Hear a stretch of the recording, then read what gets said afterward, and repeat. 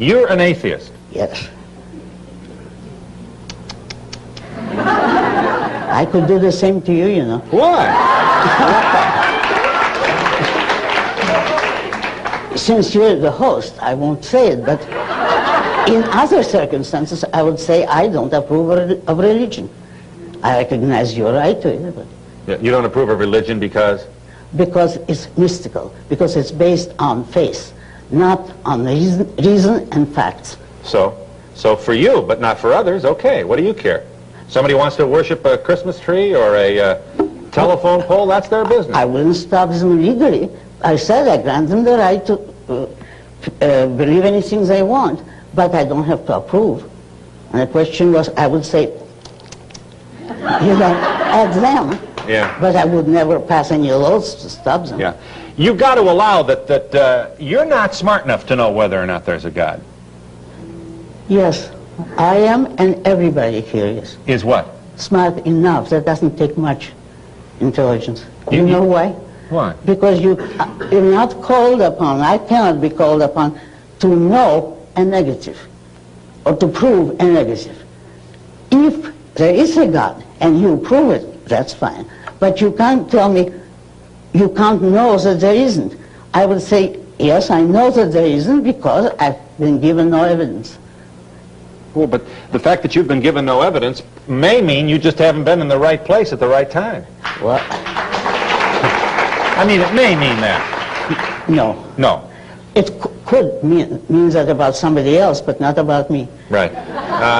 Okay. Because I'm interested in this. Sure. I honestly don't want to be theatrical about this, and I'm not suggesting that you haven't been in this dialogue before, but I still have a lot of problems with, I think atheists are as arrogant as many of the so-called Christians or religionists that you decry. I'm saying... Arrogant in what way? In that you are here with your certainty saying there is no God, and anybody who believes there is almost a suggestion that you're foolish if you believe that there is. And I think that's a little arrogant and condescending if you... No, I don't call it foolish. I would have, if you want me to tell the truth, I think it's a bad sign psychologically. It is a sign of a psychological weakness, of a man who is afraid to stand on his own mind and his own responsibility. Mm-hmm. Because you see, the absence of proof has gone on for centuries. Mm-hmm. Every argument for the existence of God is incomplete, improper, and has been refuted, and people go on because they want to believe. Well, I regard it as evil to place your emotions, your desire, above the evidence of what your mind knows. Okay, and I regard it as intellectually lazy to look at the universe and to suggest, as you seem to be doing, that this is all some accident. I didn't say that. Well, how in the world did we get all this order? Aren't you impressed with that? No, because the order is only in good cases in the minds of your scientists who are able to understand some part of it. Yeah. But there isn't an artificial order in the universe, and it's not chance. What would be the alternative? Nature. That the universe, and remember, the universe is everything that exists, has always been here. Because you cannot discuss or know anything about what was here before anything existed. A zero. Well, the question's doesn't absurd. exist. The question is absurd. That's what was right. here before there was something here? Exactly. If there was something here before there was something here, then there was something there already. Exactly. And then we have to ask what was there first. That's right. All right. So all I'm asking, Miss Rand, is... Excuse me. One thing. But that's what you're doing with the idea of God, speaking philosophically. True. You say you need someone to explain the order, but what will you then have to explain God? You have to take what exists as a fact, and you start with what exists, and you see how much you can learn about it. But aren't you really filled with wonder when you look up at the stars? No, and I don't like to look at them. I love this earth. You know when I'm filled with wonder?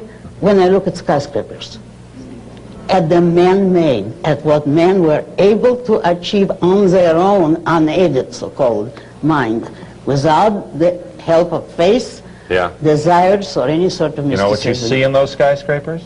What? Lonely people with in baskets and out baskets and dead-end jobs and no creative challenge and bosses who don't appreciate what they're doing and underpaid exploitation on the part of many, many people who go in like cattle, filing into these ecological disasters that let too much heat in the summertime. You're an ecologist? All right, let me ask you. Would any human being, even a basket case, be better off in Iran or in Soviet Russia? Oh, well, no, of course not, but maybe... But wait, but the people who made, what I see when I see the skyscrapers is the men who devised them. The Howard Dork in the Fountainhead. The people who had the ability to bring us that far away from primitive jungles.